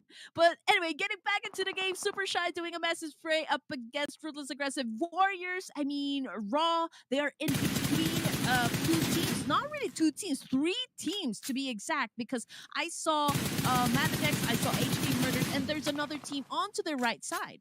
Wow, Mr. K-pop gets Junayet knocked down to be able to secure the elimination point. He managed to get a tag onto Junayet. Just need one more tag to secure the elimination point. Super Shy, showing that he is not shy at all as he tries to spray onto the other side. But 5 more seconds before the zone closes again, and Super Shy, being at pretty much the edge of the circle, might need to move. We'll get a confirmation soon, ladies and gentlemen. Here we go. Here's the big map.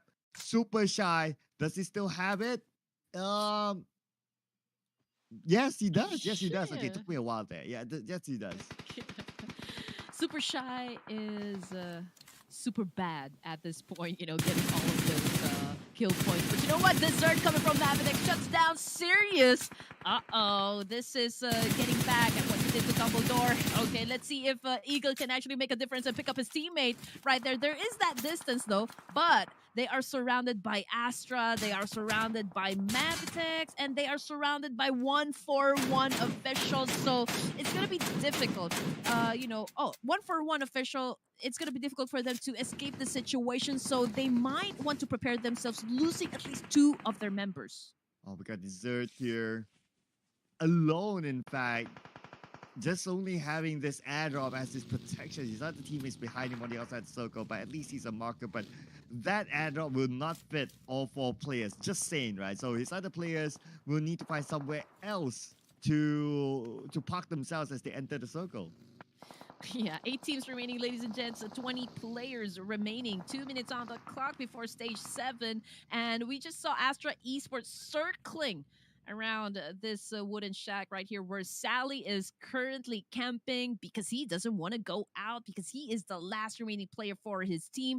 He doesn't want to make his presence felt at the moment, which is a smart move if you're going to ask me. A1NB Esports. It is just Death Storm who is also alive at this point in the match. And right up in front of him are the players coming from INM. So again, you just have to play this one out smart, pick your battles, and as much as possible, get those elimination points that you can get. Fearless goes down. Astra Esports trying to save Fearless at this point, but will they have a chance to keep 141 official at bay?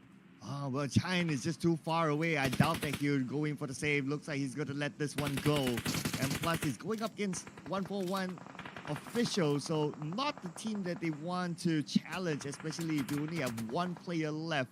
But Sirius, the master of dark arts, looks like he's knocked down from afar. There you go.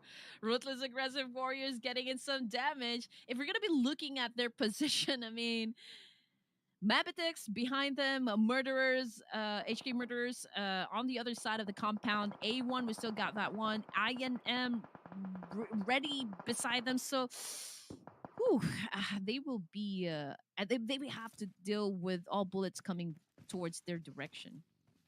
Ooh, yeah. Gotta be careful because right now we're talking about stage 6 to stage 7, so a lot of these teams are really close by. Everyone's within shooting range. 141 official. They kind of know that Mavericks Esports on the other side. Just waiting for any hits to pop and they'll pull the trigger. Right now, Mavericks Esports depending on the terrain to cover themselves from the crosshair of 141. Let's check out the circle here, ladies and gentlemen. Who will it favor? Wow. Looks like it will go to Raw, who's in the middle of it. Hard to be in the middle. Not gonna lie about this one. Although, for the teams that are at the edge of the zone here, they also know that they will do a massive cleanup.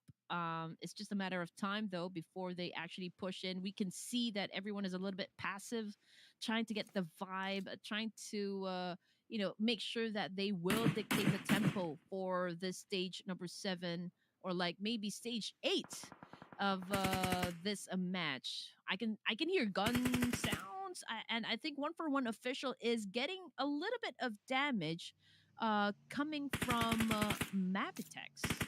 Yeah, I believe so because Mavericks have control of the. I wouldn't say have control, but at least they're in the circle, so they have the right to try to stop one from coming in. Long range of the Death Star, Nice. and that is going to be it.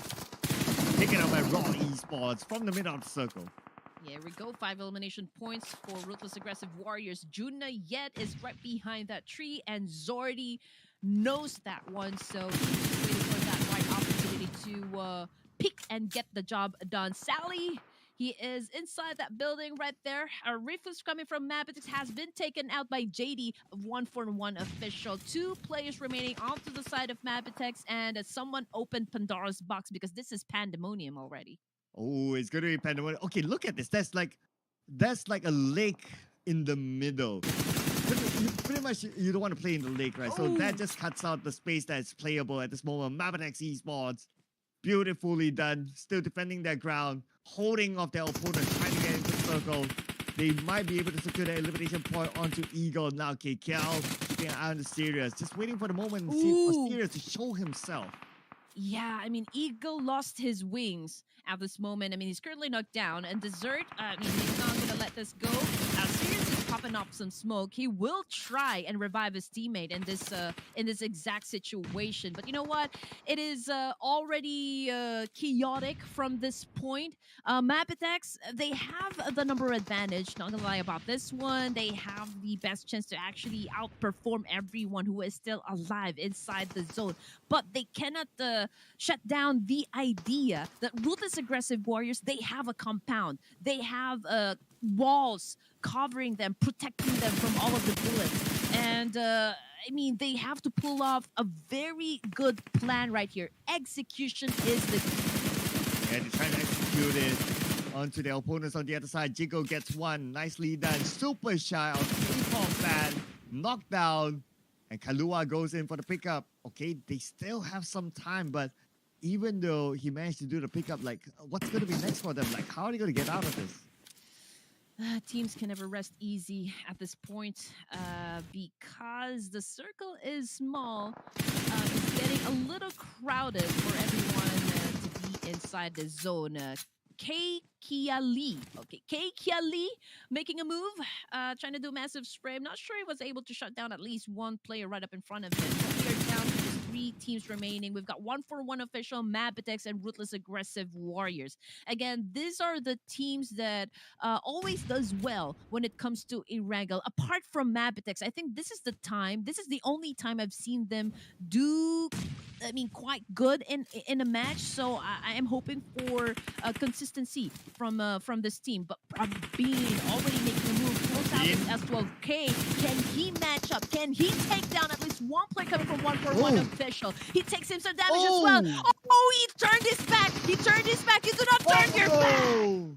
Do not turn your back on the master of Dark Arts, ladies and gentlemen. And now Sirius is really serious in trying to win this fight. And he'll get 2 back to back. That is such a serious gameplay by him. But look at his animation. Switches to an endpoint immediately. Now we move on to Jiggo. Jiggo tries to win the fight, but Jiggo turns around and Jiggo taken out instead. That is the end for Raw.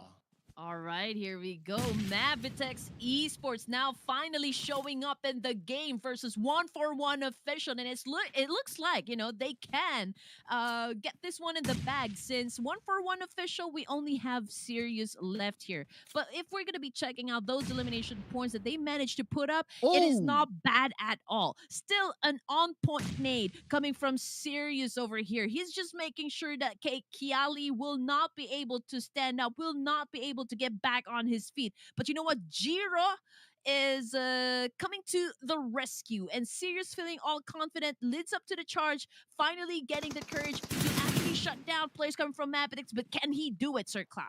Okay, Sirius is coming in 1v2, Oh! but 2 different angles, so it's very, very difficult for him to handle that sort of a strategy coming from Mapitex Esports, and Mapitex Esports becomes the second Mongolian team today to take home the chicken dinner. This is the first WWCD from this team. I mean, Mavitex, this is one of the teams that I also kind of, expect to do a little better compared to the rest of the teams that we have here, considering that I've seen these guys play a couple of times, in a lot of tournaments. So I'm just waiting for them to get their rhythm, get their sync, get their chemistry okay. And so far, it is a great match number 4 for Mavitex Esports. Yeah, Mavitex Esports. I've seen them around as well throughout the year. And let's just say there is a tough competition when it comes to the Mongolian region. But they're not too far away. But of course, they're just limited slots, and that's how the competition goes, right? Anyway, Mavitex Esports is a team that's showing a lot of potential as well throughout the year.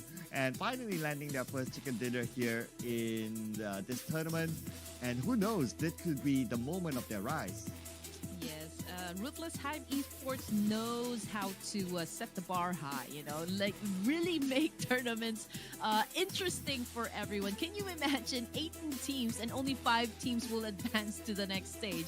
And you will have to fight for your spot considering the teams that will be joining us in the survival stage, PMGC 2023 teams. So that is one thing that you don't want to miss if you are a new team, if you are an aspiring team, if you are one of the underdogs, then that is one opportunity again you don't want to miss out on. So teams to watch for Erangel, pretty much the same. 1-for-1 Ruthless Aggressive Warriors, Astra Esports, Mavitex again, finally stepping up. And so this is going to be an interesting day number 2 for each and every one of us.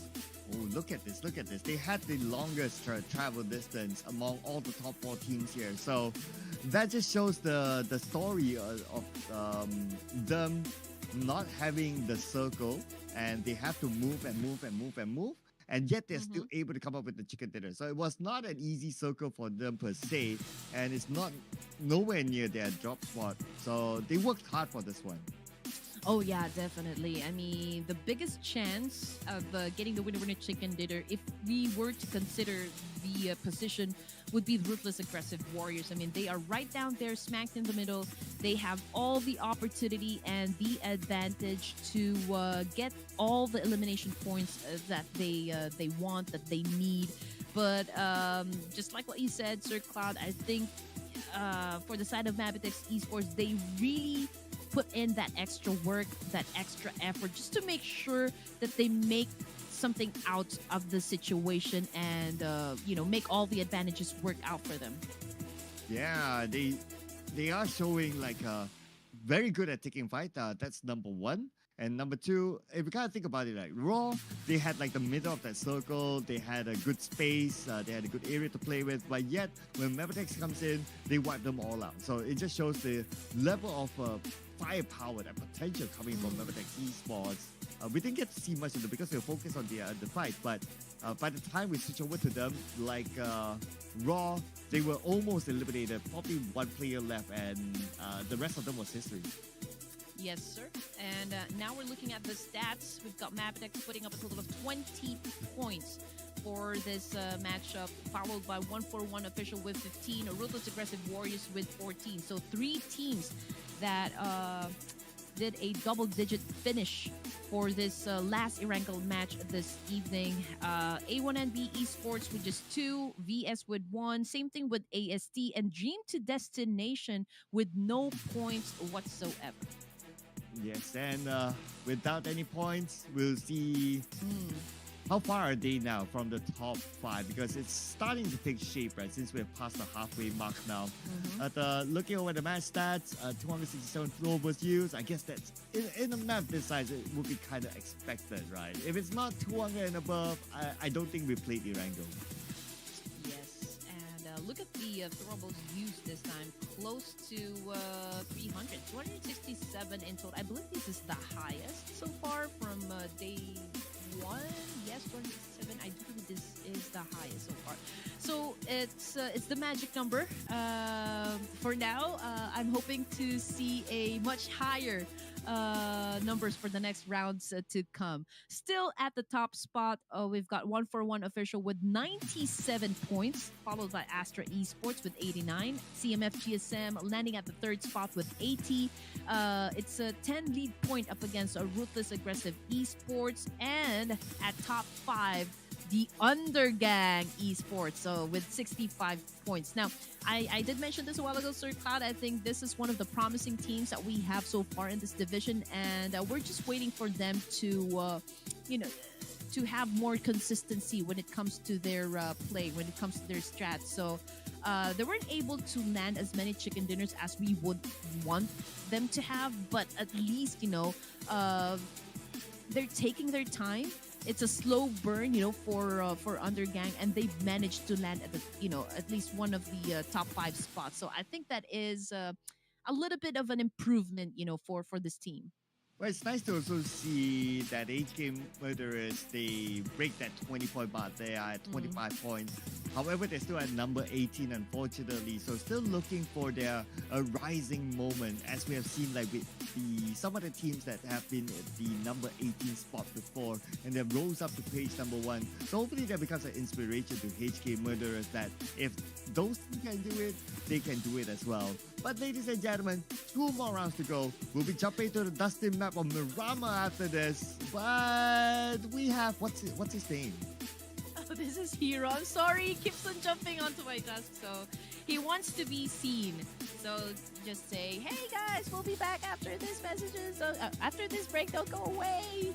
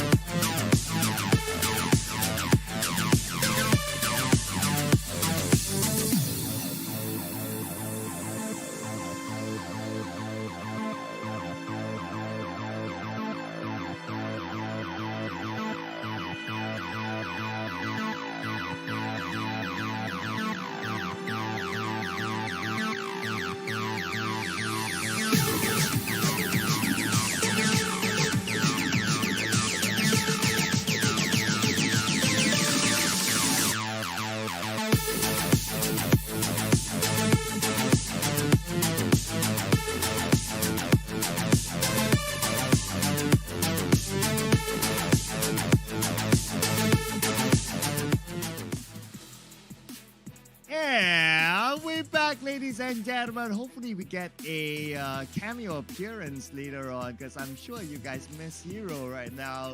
Welcome back, ladies and gentlemen, to Clash of Giants Season 3, together with me, Sir Cloud, as well as Red Queen and Hero. Where is that cat? Oh. Now that he's being called, he doesn't want to come here. But hey, anyway, can't wait to start our matches. Honestly, I mean, we are down to just two Miramars left, right? I'm curious if we're going to be witnessing a whole new set of strategies and gameplay. Are we going to experience a slowdown from this teams, or are we not going to see stage 9 once again?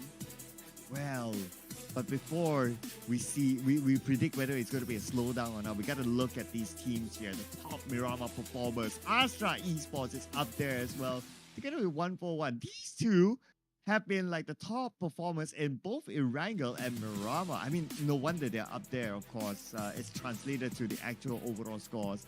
Other than that, we got Stronger Esports as well as I8 up here, joining them at the fray. But if we look at elimination points, Astra Esports, I mean, that was also thanks to their 19-point haul yesterday that brought them that number. Oh, yeah. And again, if you tune in late, ladies and gents, so we are done with 4 matches. We are now on our way to head on to the barren land that is Miramar. So as Pika calls this one, the land of sand. I'm not right. The land of sand. Yeah, he's not wrong. He's not wrong, right? It is a sandy map. It is a almost desert per se. So as what we saw yesterday, right? Like Astra Esports, they were amazing. The 19-point haul, elimination haul was collected in this map. So yeah, I don't know. I'm still processing this, right? It feels like anyone can get the chicken dinner. I'll let you have this one. Okay, since this is the first Miramar this evening, I'm gonna go ahead and lock in Astra Esports just because they did extremely well yesterday. And I would love for them to do a repeat of that same kind of energy, that same power, that same thunder back at the day number 2. So, Astra Esports, ladies and gents. Ooh. That is no doubt a top pick, right? Not gonna lie. The stats do show that as well. Oh man, I'm just looking over at the teams. I'm just trying to imagine, like, okay, what's gonna happen? What might turn up? I mean, it's just so many possibilities. And the fact that we only played 2 Miramas, it's really hard to tell, right? I don't know. I feel like going for another safe option. I feel like going for 141. Let's go. Yeah, I mean, like, stats, right? Like, you pick the top number 1 Mirama performer. I take the number 2 performer. So yeah, it's just stats and data, a decision. They're not even like a number 2 performer. I mean, yeah, they're not landing the winner chicken dinner, but they're so awesome at getting those elimination points. So it doesn't matter even if they don't get the WWCD, but just the sheer fact that they know how to shut down their opponents real hard and make them bleed out there in the open. I think 141 official is one of the teams that you really need to watch out for. Yeah, there were a couple of times that, okay, so that one round, they almost got the chicken. They're not really almost, but they got a second place with good amount of elimination points, and they got a couple of chicken dinners as well. They are showing that they are a team to be feared. So, but the best part about their narrative is that they are the sole representative of Pakistan. And being that one sole representative, like, you have a lot of attention onto you from the Pakistani fans naturally. And they are translating that energy from the fans, from the support from their home country, and they are repaying them in their performance. Oh, that is. Their shoulders are heavy. If that's what you want to say right now, because of course, Pakistani people, they are hoping for their best seed to actually perform really well for the Clash of Giants, which of course 141 official is doing. I mean, they're not disappointing their fans.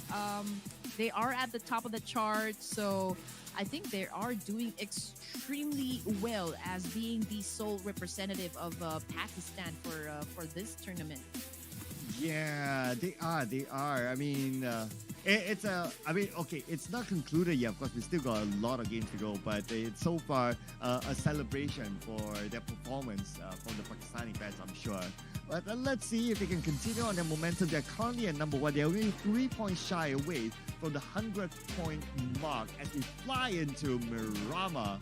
And while the flight is on course, looking over at the top players, most knockouts, most eliminations, a lot of 2A fans in the chart.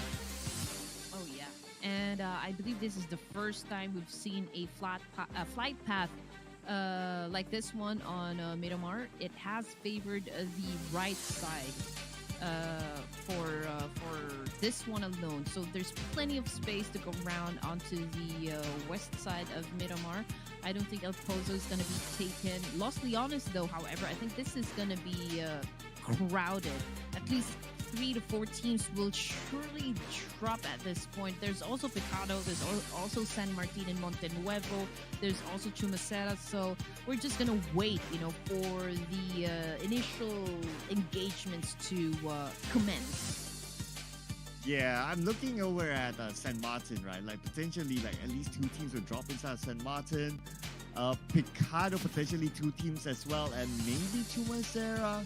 But circle-wise, it's towards the area where El Pozo is at. So it's going to be quite a travel for some of these teams, especially for, let's see, Steel Esports, tucked at the corner. So they're going to go past by potentially other teams. But now let's put focus onto Picado.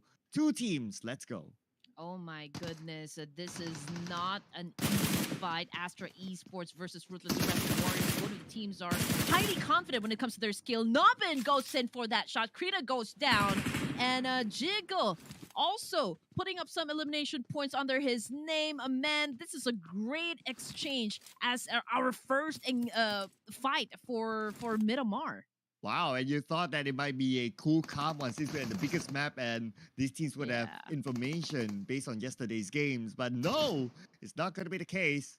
Looks like fights happening all around. Zordi now going to hold on this position. 0-4-3, now the last member of Astra. Okay, here we go. Man, they're going for the pickup.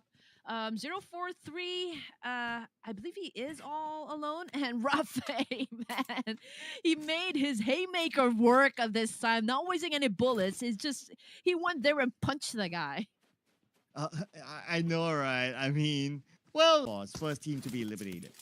And there goes Red Queen's choice. Okay, 17 teams are remaining, ladies and gents. Ruthless Aggressive Warriors emerging victorious from that clash. Checking out 141 official. Now, this is Sir Cloud's bet. Eagle goes down right off the bat. Juna Yet got a 2-piece kill with that S12K. And now, just like that 141 official is in big trouble. But what a good counter, though. Or was that coming from another team? I think it came from the other team, but that was a surprise there to Juna Yet. The moment he picked out, he was immediately knocked down. Now Sinix is on the other building. Rafael is playing this very, very safely, not knowing where Sinix is at, but he's still going for it. This is going to be his last snitch. But wait, how? Waiting for the elimination feed. Sinix! Shot him with an AK from that distance. That's probably the caster's curse. Because both of our choices just went out. But anyway, INM proving to be dominant from that fight. Although in the process, they also lost like 2 of their members. And this is just stage 1. And so they have to be smarter this time from here then on, because they have to pick their battles. They have to pick a spot where they can maybe chill for a while, because they can no longer go head to head, especially against teams that has still a complete set of players. I mean, it's kind of a surprise, right, to see like the number 1, number 2 team who has been performing so well to be eliminated back to back. Yes, 1-4-1, they got the 2 points, but yeah, it's just kind of like a surprise. I mean, we totally didn't expect that. But anyway, with the 2 points collected by 141, they will not be hitting the 100-point mark yet. So looks like they will need to wait for the next round. Whew. Okay, man. A1NB Esports once again on your screens, ladies and gents, and they're not exactly doing well. They have to make up for a lot of points, and they know this one. They know what they need to do, and I do believe they're still trying to find the right chemistry, the right dynamics to put out, for this tournament. A1NB Esports still part of the second page, and they are struggling a lot to even get onto the first page. But what they need to do right at this moment is just really figure Oh, out, an effective oh, plan on how to dominate oh, each map. But A1NB Esports, Sinister's trying to oh, okay. turn the car right here so they can Um, maximize the vehicle gameplay. But unfortunately, I don't think it's gonna stand up, or like I don't think it's gonna flip. yeah, I'm no physics scientist, but it doesn't look like it's gonna flip. Especially if you have a monster truck that will like overwhelm like the, I don't know what you call it, like the momentum or the swing or something like that. I mean, you physics guys, out there, please give us the right terms. But for T2K, they're looking for more eliminations here. I mean, T2K, they are not too far away from our guys. Love will open up the knock from this long distance. Nice flank, I must say. Yes, I mean T2K, if I remember it correctly, they are champions for the Ruthless Invitationals. So we know what these guys can do. And again, I'm just really waiting for them to show up in the games in their truest form. Like show our audience or like their fans the beasts that they are, especially in Miramar. Because if I also